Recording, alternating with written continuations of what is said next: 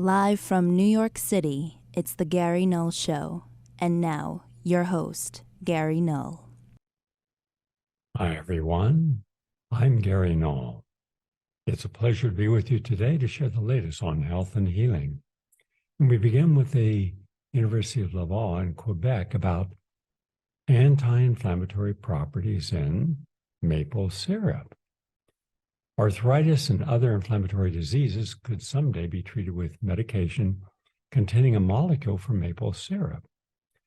The researchers demonstrated it in a recent study that what they're calling Quebecol, Quebecol, that's a molecule found in maple syrup, has interesting properties for fighting the body's inflammatory response. It was actually discovered back in 2011. And this molecule in maple syrup is a result of chemical reactions during the syrup-making process that transforms the naturally occurring polyphenols in maple sap. After successfully synthesizing this Quebecol and its derivatives, the researchers, under the supervision of the Norman Boyer, a chemist with the Faculty of Science and Engineering, evaluated its anti-inflammatory properties. And they said that it's really substantial. So when you're taking in your morning substance, let's say you're having still cut oatmeal, right? Not the instant oatmeal, but the still cut.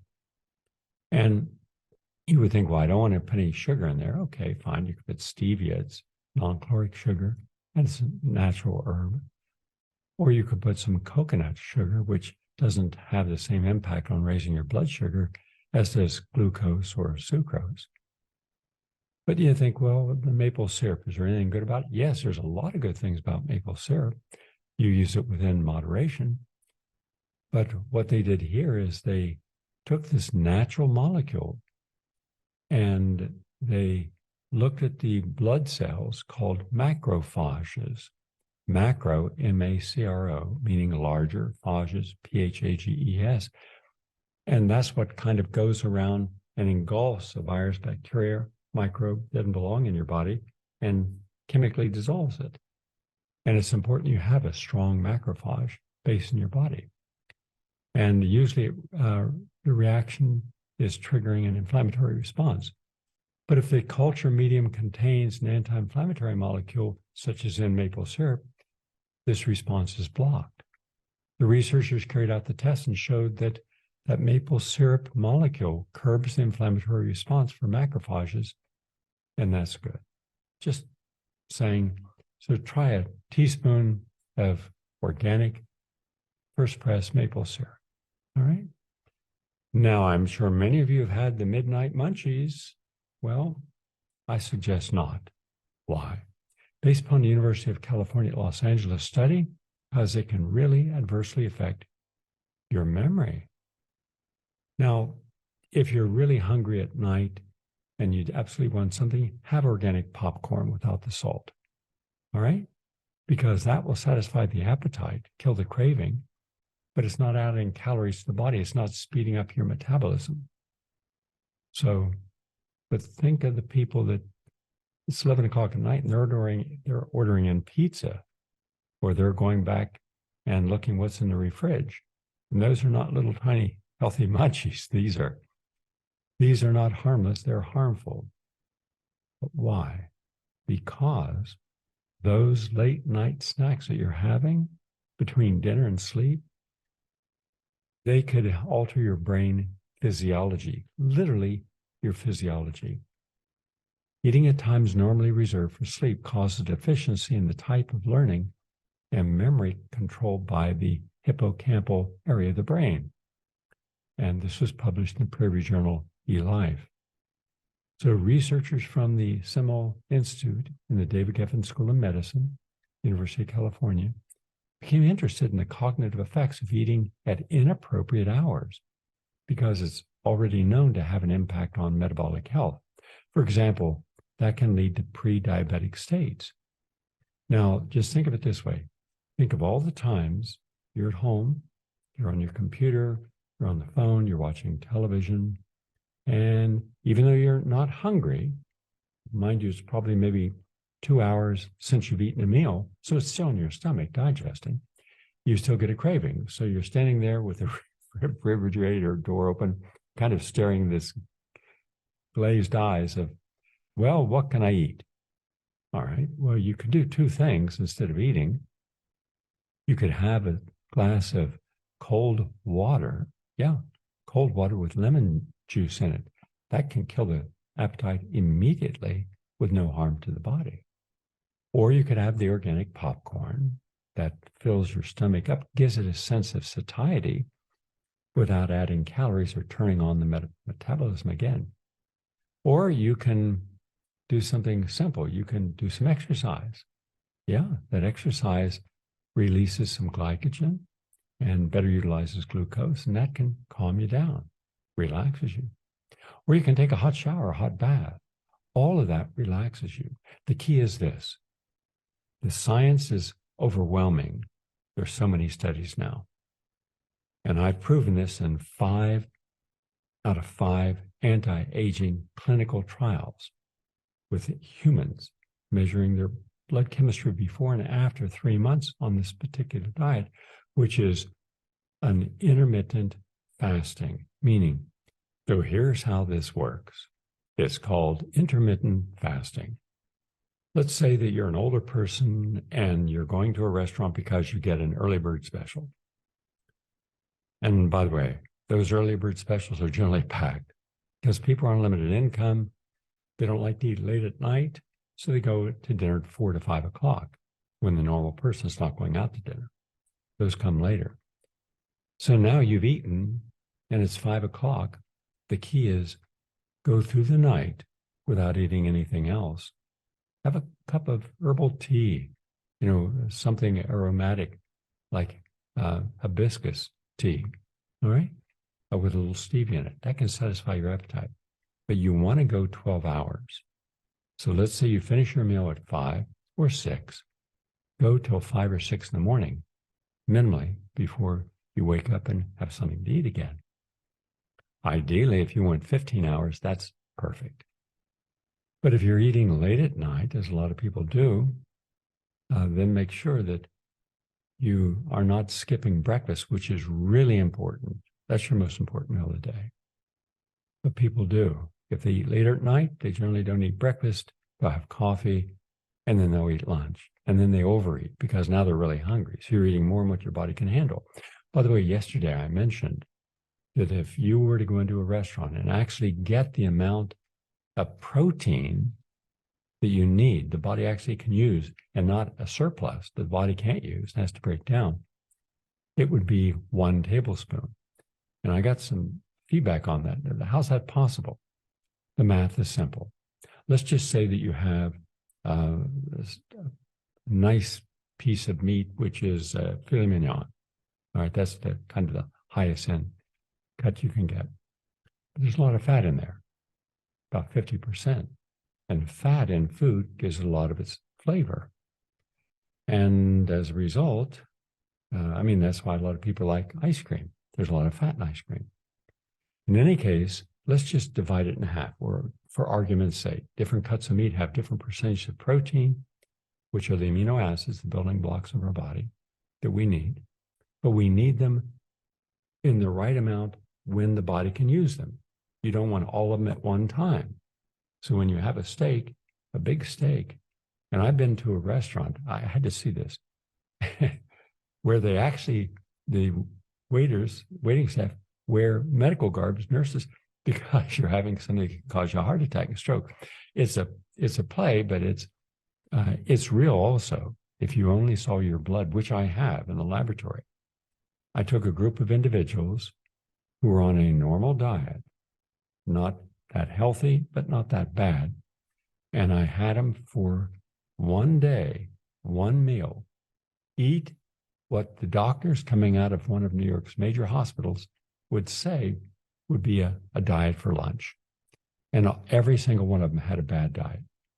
And so anyhow, they took the blood and we looked at it and it looked fairly good. The space between the red blood cells, so they weren't aggregating, clumping together, causing a clot. You don't want that. And a few of them who were really healthy and took vitamin E and tocotrienols, their blood was even more spaced and their blood was more vibrant and they were healthier.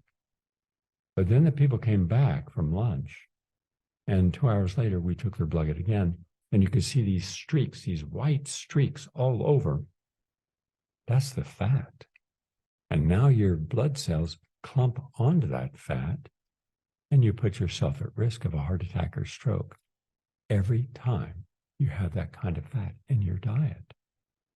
And we wonder why. Stroke is right behind heart attacks as a leading cause of death in the United States, then followed by cancer and diabetes. So the point of this exercise is that we want to take something into our body that's healthy, and we don't want a protein, but we don't want too much. And even vegans can take too much. So what you do is, here's the math. It's, again, 9/10 of a gram per kilogram of body weight. A kilogram is 2.2 pounds. So I'll just give you a general average, somewhere between 40 grams of protein to 70 grams of protein. It could be more, it could be less, depending upon your body size, your age, and how active you are, how athletic you are, whether you're sick, whether you have trauma. All of these will determine more or less the amino acids required to go into your body. But for our argument's sake, let's just say that you're going in, you've had your breakfast, bacon, eggs, coffee, toast, and that's a normal breakfast. Not a healthy breakfast, but a normal breakfast. But now you have your lunch, and now you're having dinner. And the big thing at dinner is people generally save their biggest meal for last, when it should actually be in the middle of the day. In any case, you look at the menu and it says 16-ounce steak. All right, let's just say half of that steak, 8 ounces, is protein. Well, there's 28.5 grams to an ounce. So let's make it easy, 28 grams to an ounce. And you got 8 ounces in there. That's what, around 224 grams of protein? Just from the protein part of the steak. That didn't even include the calories from the fat. And mind you, you're getting twice as many calories from fat in a meal as you do from protein, 4 versus 8. So you're getting a tremendous amount of calories from one item in one meal. And we wonder why we're obese. How many times have you seen the, we got the meat, and you just pile on huge amounts of meat? There's a famous delicatessen in New York City, and I've gone on it just to see what they're giving. They're giving 1 pound of corned beef or another type of beef in a sandwich. And that doesn't include the bun. That's a pound. That's, again, they're getting about 1,000 calories more than what their body needs. They're getting 3 days worth of protein in one item at one meal. That's why I say 1 tablespoon of meat is all you need for that meal, for that time of day. So we have to recondition ourselves about portion sizes. Now, in salads, no, eat as big a salad as you want. And in fact, when people come to the anti-aging study, they all have to eat the same food. They all have to take the same supplements. They line up in the morning. We give them the supplements, make sure everyone's taking them. They have to do the same exercise, but just different intensities. So we're all on the road, we're all in the gym, we're on the pool, we're biking. So, and then we all have to have nature time, green time, 2 to 3 hours a day in meditation. And so we can measure these before and after, and that's what we've done. And that's what's being done as we speak today.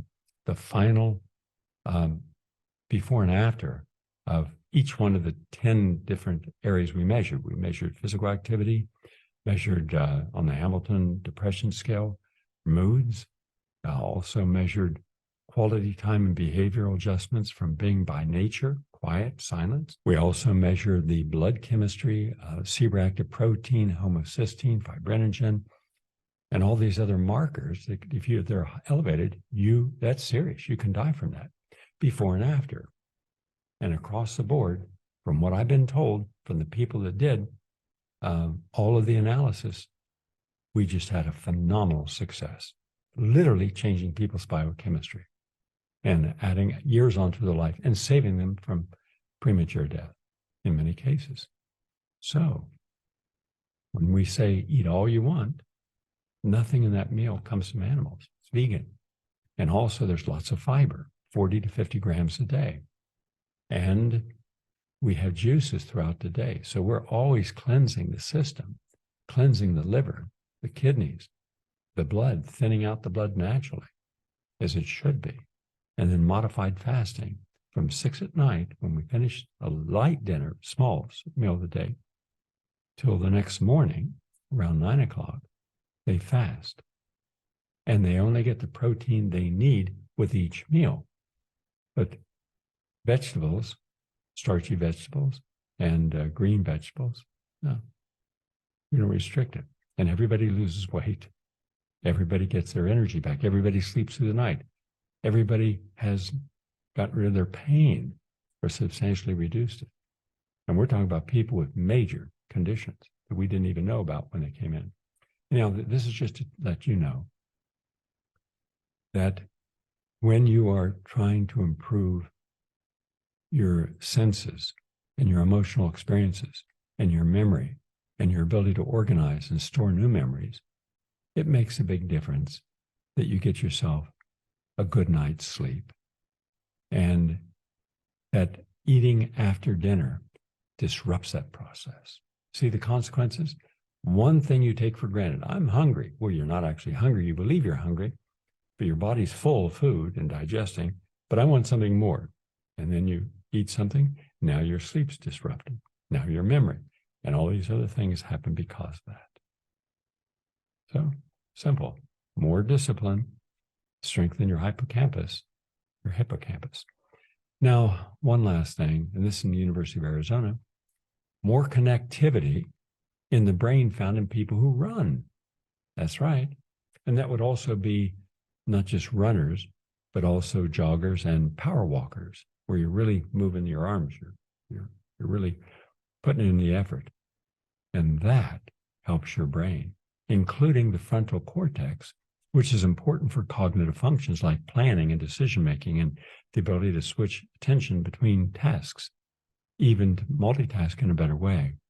Previous studies have shown that joggers have a clear improvement in prefrontal function. Exercise and running can actually help those aging with dementia and Alzheimer's disease. How about this? If you have a family member or friend who is suffering from dementia, memory loss, Parkinson's, let's get them on a stationary bike and see how far they can go at what resistance. And after a week, increase the resistance, make it a little harder to do. And just keep increasing resistance until they're able to stay on that bike for a half hour. That will make a huge difference in their brain. That little bit of exercise can help them. That's the latest on health and healing. And we're going to take a break. And by the way, if you know someone who's had a stroke, have them sing. University of Helsinki found that approximately 40% of stroke survivors experience aphasia, a difficulty with comprehending or producing spoken or written language caused by the cerebrovascular accident. In half these cases, the language impairment still persists 1 year post-stroke. But if you get them singing, and even if they have a hard time with it, that helps in the rehabilitation, speeds it up. Okay? Go to GaryNull.com, scroll down, look at our newsletter. You get it free every Monday with lots of information if you missed it during the day. And then Tuesday, Wednesday, Thursday, and Friday, even more, much more information, including information that you haven't seen yet on upcoming books, etc. So that's it for now. We're going on with our program. If you just want the health nutrition part, you've got it. If you want all of it, boy, do we have some interesting things after the break. Please stay with us. Back in a moment. Are you tired of closed-minded programming? Well, look no further than PRN.Live, the home for progressive voices.